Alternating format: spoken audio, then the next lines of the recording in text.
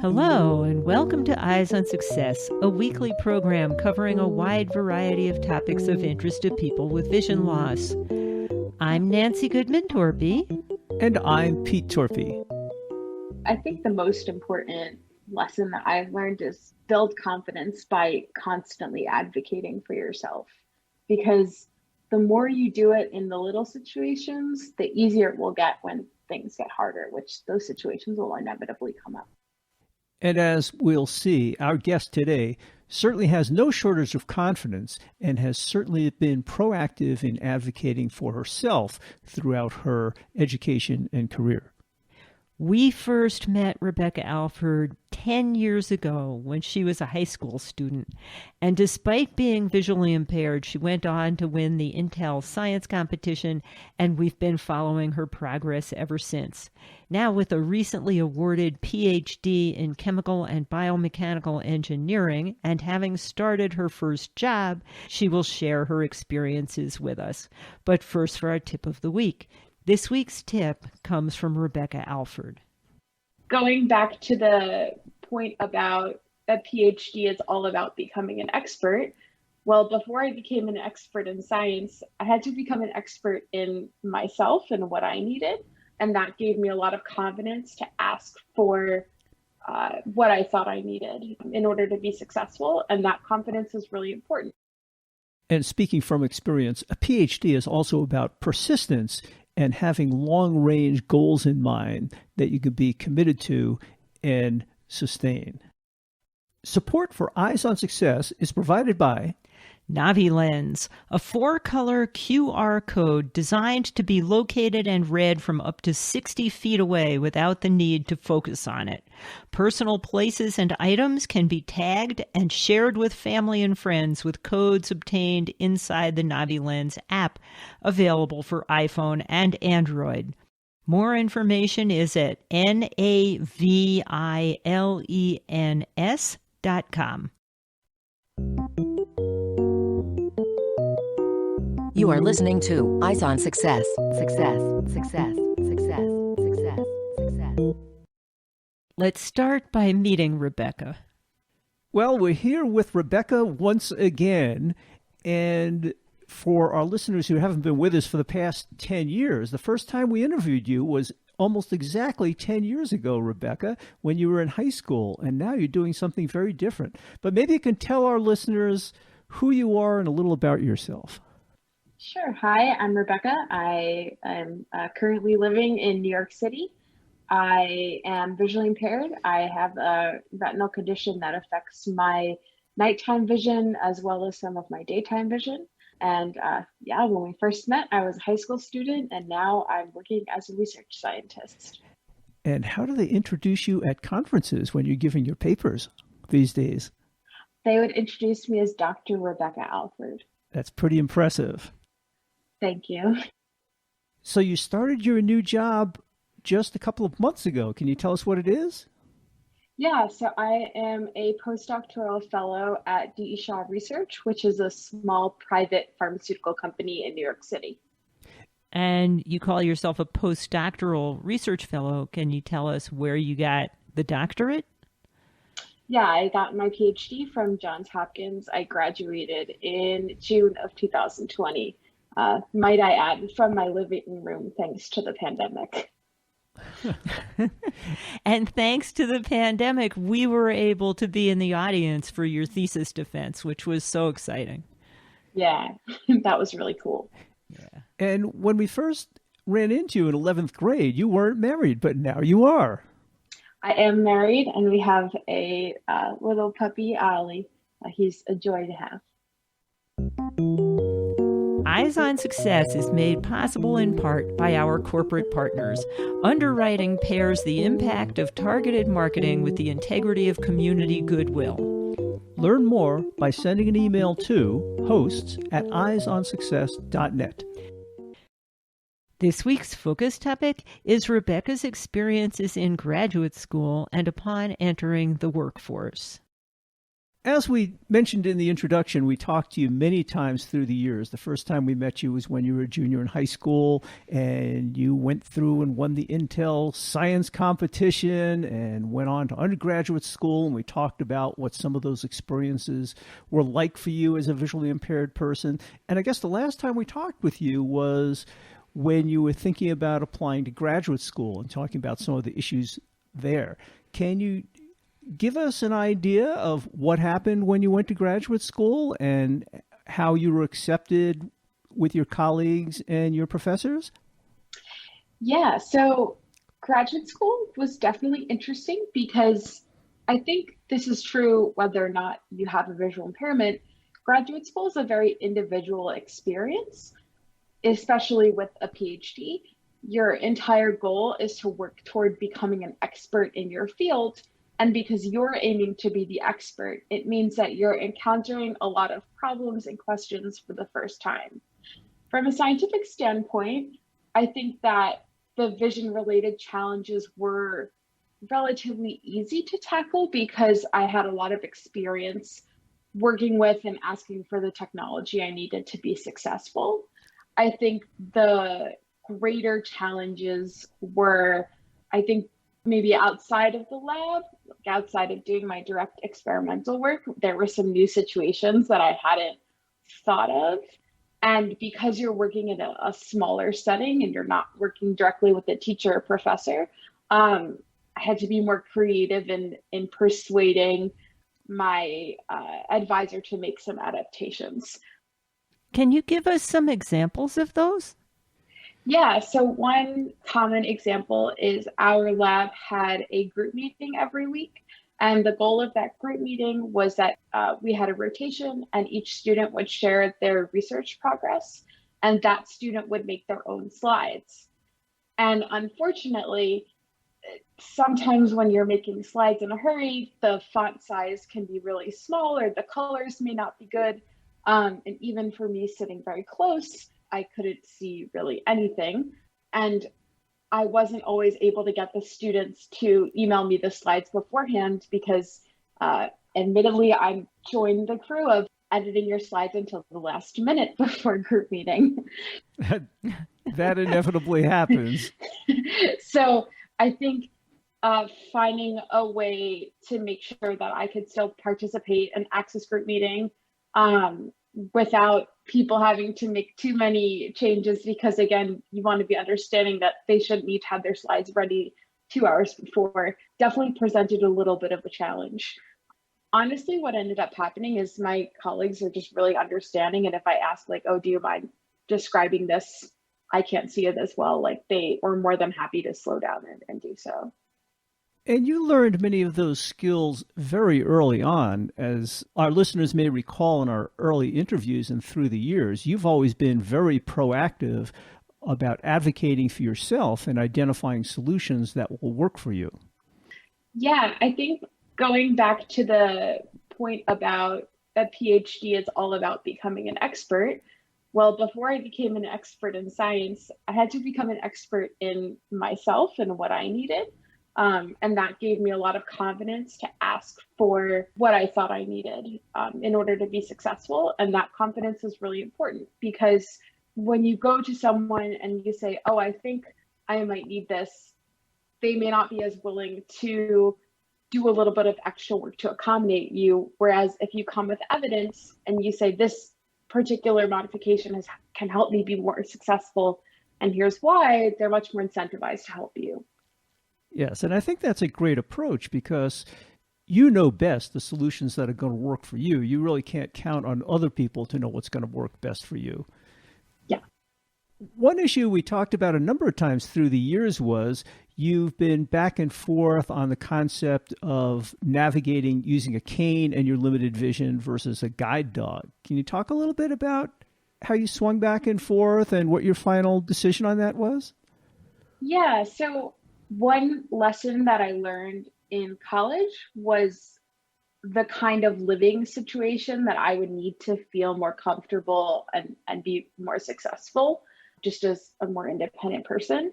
So when I was choosing a graduate school, as well as when I moved there, I made sure that my apartment was in very safe walking distance and also on a route where Hopkins had a shuttle. So if you needed a ride home, they could take you back and forth, no problem.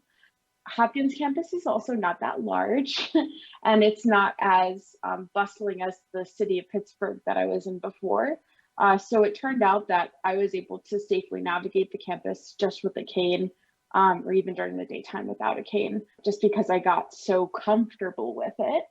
I can tell you that that backfired when I moved to New York City because I lost some of my crucial O&M skills and needed a refresher. But You got too good where you were. Yeah, well, I walked the same route to the lab every day. I went to the same places. And then, I mean, this is going to sound weird, but I met my husband and he started driving me places. So I wasn't walking as many places as I normally would have. So, you adapt to changing lifestyle. Absolutely. Yeah, I know the feeling. I mean, I don't think I'm nearly as good with a cane these days as I was when I was single. I mean, I'm often with either our kids or Nancy, and, you tend to let those skills lapse a little. Yeah, though I will say, again, and I think learning from these experiences is so important because just as I had learned things from college, one of the things I learned from grad school is I really liked being in an urban area. It made me more independent. As small of a thing as it might sound, sometimes I want to go get my hair done and not have my husband waiting in the car for me. So I think, moving to New York City became really important to us because it's such an urban area. And I was much more motivated to pick up those cane skills and be more independent just because that was a goal of mine. Did you get some additional O&M training or just have your husband walk you around the new areas of New York City in which you're living? I actually did get additional O&M training. When I moved back here, I was able to call New York State and they were able to get me a couple of O&M lessons just around my local neighborhood. We also intend to do more when I go back into the office to practice the commuting route because I haven't been doing much of that yet. Yeah, let me tell you, Andrew may be in for some additional involvement here. We both worked at Xerox on the same campus, which was enormous. I mean, a couple miles in each direction. And every once in a while, Pete would have new colleagues in a different building, or he'd have his office moved to a different building. And we would go out over lunchtime back and forth and finding a route that would be safe and then teaching it to him. Yeah. There wasn't anybody else at Xerox who was going to do it for him, so that was my job. Yeah, I will say, again, Andrew is amazing. He's so helpful in all things, not just vision related. And of course, I'm grateful to have him. I think it's a balance of finding when I want to depend on somebody and when I want to try to learn to do something myself. Well, one thing I've learned is before jumping in and helping, I always say, would you like help with that? And the answer is sometimes yes and sometimes no. Yeah. I will say though, like sometimes I can be a little bit stubborn. So really, someone might say, would you like help with that? And I might say no. I might say, really? You sure you don't need help with that? I think sometimes I need that extra push. There is a balancing act to be done there. Yeah. So you talked a little bit about the interaction with your colleagues and some of the presentations. What about your interaction with the professors in the department? My advisor is amazing, is amazing. I had a very good relationship with him and he was always willing to help adapt to any situation that came up. Definitely, it was much harder working with the other professors for similar reasons in college that most people don't encounter someone with a visual impairment on a daily basis, much less in a selective graduate program. Yeah, it sometimes took a bit of extra arm twisting. It sometimes took a bit of patience. And what kind of situations like that were related to your blindness as opposed to what research you were doing and how that was coming out? Well, I think it was mostly applicable in the beginning of graduate school when I was taking classes, making sure I could get accommodations for those classes. I mostly remember sometimes professors would forget to bring in large materials and whatnot. It's, again, very similar to college. But because we only take courses in the first or second semester of grad school, it became less and less of an issue. Mm-hmm. And I'm guessing your research itself, you mostly had under control because you're basically a computer programmer. You do a lot of computer programming, right? And that's very accessible for people with vision issues. Yeah, that is true. I will say one cool thing about graduate school and just broadening your network is I did get the opportunity to meet other visually impaired scientists, some who only do computational work, some who even do work in the wet lab. And that definitely opened my mind to a lot more possibilities that there might be for doing research despite having a disability. I still don't want to do wet lab, but I'm now in more of the camp that, you know, you can do it if you want to. Whereas if you asked me 5 years ago, I would have said, not so much. Mm-hmm. Were these other visually impaired people you met in your graduate program or in your university, or are these people you networked with at conferences and other professional venues? Yeah, these are people that I networked with at conferences. Mm-hmm. I don't think I met any other visually impaired students during my time at Hopkins. That doesn't mean they weren't there. It just means that our paths never crossed. You wouldn't have seen them. That's true. The irony. But yeah, I was lucky to meet a number of great mentors. One person who I think you guys actually connected me with, Bonnie Swainer, who is an epidemiologist at Hopkins. Her and I would meet for lunch every couple of months, and she became a really great mentor to me just in terms of navigating science as a person with a visual impairment, and especially when it came time to pick my next step after grad school. She works with a number of groups. Also, most conferences have some kind of diversity committee, and they're working on making sure that disability falls under that diversity committee, and that's definitely also led me to make a lot more new connections. It's great to be able to network with people who are facing similar issues. And that way, as you said, you can get some ideas of what can and can't be done, alternate ways of attacking problems or tasks that you need to do, etc. Yeah, I will say beyond just the practical aspect of getting other ideas, it's just a comfort to know that there are other people who are dealing with the same struggles, because I think when there are so few of you, it can definitely rock your confidence. And that's something I always appreciated, connecting with those people for that reason. And that's one reason we do the show, because there may be some other young visually impaired student who has visions of becoming a scientist, and hearing your success story, likewise, everybody else we've talked to and what they've managed to do, I think gives people a lot of confidence, as well as some ideas of how they can achieve what they're trying to achieve. Yeah. Can you tell us a little bit about the search for employment and how that worked? So I knew that I wanted to do what's called a postdoc position, which is in science, it's considered a transitional position. The reason for that is I knew I loved science and wanted to go into a technical field for my career, but I wanted to get a little bit more project-based experience. I basically emailed a bunch of professors who I thought it would be like super cool to work in their lab. I also was contacted by a recruiter from D.E. Shaw, which is the company I'm at now. And yeah, I just kind of like went through the motions of interviewing and sending resumes, and it was really stressful. But then at the end, I luckily had some great options to choose from and ultimately decided to come here. Many visually impaired people struggle with whether one should tell prospective employees ahead of time about their visual impairment or wait until afterwards or some other point. What was your approach? I did not. So you showed up as a visually impaired person, and that was the first time they were introduced to the fact that you had a vision impairment? Well, okay, so actually, I think I played it differently at each interview, now that I'm remembering. So the earlier interviews, I wasn't as quick to disclose. Definitely, I would ask like if I needed something to be read a little bit bigger or something to that extent, but it wasn't as much of an issue in really any of those beginning interviews. I think I tried at my last interview, I think because I knew that I was leaning toward another offer that I had already gotten. So I thought it was an interesting opportunity to try it out. I know that sounds ridiculous.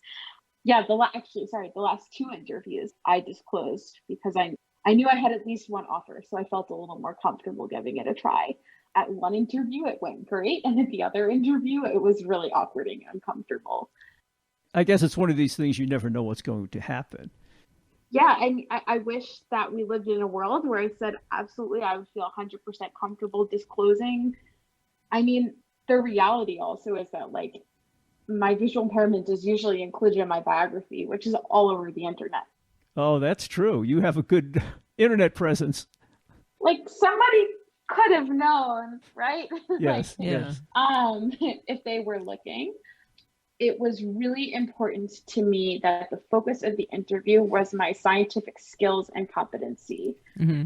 I wanted the first question to be, why do you want this job? Not, oh, what is that cane thing? Mm-hmm. Yeah. And that was my approach when I applied for a job after getting my Ph.D. in graduate school. I didn't tell anybody until they offered me an interview, and I said, okay, when you pick me up at the airport, I'm the guy with the cane. Yeah. When I got hired at Xerox, I asked them after I got hired about, what was their impression, all of a sudden this blind guy showing up. And they said, well, actually, we didn't think about it much. We figured if you were good enough and smart enough to get a Ph.D., you could probably handle it when you got here. So I completely agree. And I believe that the places that I was strongly considering, it wouldn't have mattered if I had disclosed. But in the moment when you're applying for a job and you're already anxious about trying to figure out what your next step is, I think that was one anxiety that I wanted to eliminate to make it more comfortable. Mm-hmm. But it's a personal choice. Yeah, and you never know the reaction you're going to get from the employer. Yeah. When we were finishing graduate school and applying for our first jobs, which wound up being at Xerox, and we stayed there for decades, the so-called job interview that you went on was an entire day proposition. They'd fly you in, you'd have dinner with them, you'd get up the next morning, you'd spend all day with them, breakfast, lunch, interview, give a presentation. What's it like these days? It's the same. It's exhausting. It's very exhausting, though not as exhausting as graduate school interviews. Because graduate school interviews are like multiple days and then you go to many of them. Like job interviews, you probably go to less. And usually by the time you're looking for a job, you've more than not likely nailed down the location, so you're not flying back and forth across the country all the time. We've interviewed you at each transition in your education from high school to college, from college to graduate school. And at each transition, you mentioned how important various criteria were for you in choosing a location. How did that come into play this go-round? One thing that happened when I was applying for postdocs is some people believe that for your postdoc, you should just go anywhere, like regardless of the location. And one of the things that I had shared with some of my mentors is that I really wanted a metro urban area, first because I wanted to be closer to family, but especially because I wanted more independence. And that was a point that not all of my mentors resonated with because they didn't necessarily know what it was like to not have 100% access to a car, and what it would be like to live in a not urban location without a car. And I'm really glad that I stuck to my guns on that one, because I would have been really unhappy if they convinced me to go to like some amazing professor's lab that was in a town that I couldn't navigate. Because even though that would have been an amazing experience, I would have been unhappy and felt restricted. So I think that part is just as important for the job search as the specific place that you end up. I also realize not everyone always has a choice, but if you can have a choice, that's something that you can prioritize. And that's a good point. As you said, most people just look at the job and the prestige or the money of the job, and they don't take sort of a holistic approach. When I got my job interview at Xerox, I told them that in addition to interviewing the staff and people that I might work with and for, I wanted to see a little bit of the town. And of course, the day got busy and that never happened. And they finally sent me an offer and they said, do you want the job? And I said, well, I never got a chance to see the town. And I really feel uncomfortable moving there without seeing the town. And they flew me up again and just spent the day touring me around town so I could see what it was like, where I might live, how I could get to and from work, to and from the supermarket, etc. Yeah. So that is important. Safety and feeling comfortable is definitely underrated. That's something that I've learned throughout my experiences up to here. And I'm glad that that's something I thought about because it's much nicer now. Yeah, great. And what an inspirational story. It was a pleasure for Nancy and us to befriend Rebecca and follow her progress over the past 10 years. It just goes to show you that if you have a vision and something you want to accomplish, if you put your mind to it, work hard, and you're persistent, it can happen. You are listening to Eyes on Success. Success, success, success, success, success.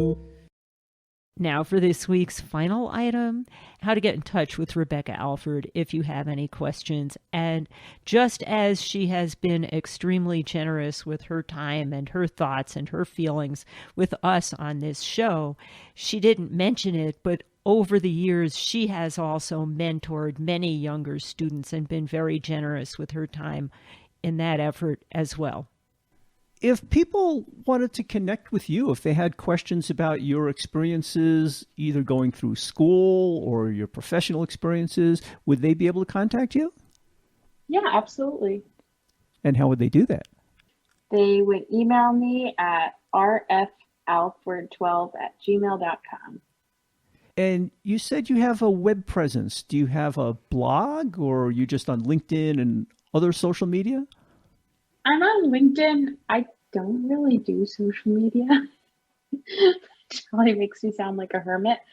But I guess because I work a lot with the Hertz Foundation and a couple of other groups, my bio is posted on those web pages. So when you Google me, that's usually what comes up. They'll find you. And you mentioned the Hertz Foundation. You neglected that in your introduction of yourself. That is a very prestigious fellowship that you had through graduate school.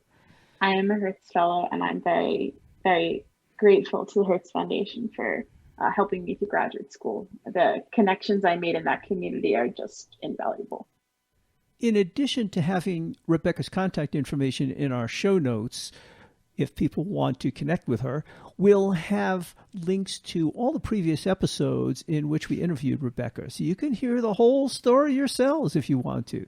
Just go to www.eyesonsuccess.net and look for those show notes. That's it for show number 2112. Next week on Eyes on Success, we'll be talking about why it's so important to understand your body. Krishna Washburn is a blind professional ballet dancer and an instructor who runs Dark Room Ballet. She believes that visually impaired people could benefit from having a better understanding of how their bodies and body parts work. And we will speak with her about her instructional methods as well as how her online classes work. We hope you'll join us next week for that episode. You've been listening to Eyes on Success, hosted and produced by Nancy Goodman Torpey and Peter Torpey, and distributed by WXXI Reach Out Radio. You can access the full archive of previous shows, subscribe to the podcast, and much more by going to our website, www.eyesonsuccess.net. If you have questions about anything you've heard on the show or have suggestions for future shows, send an email to hosts@eyesonsuccess.net. Thank you for listening and have a nice day.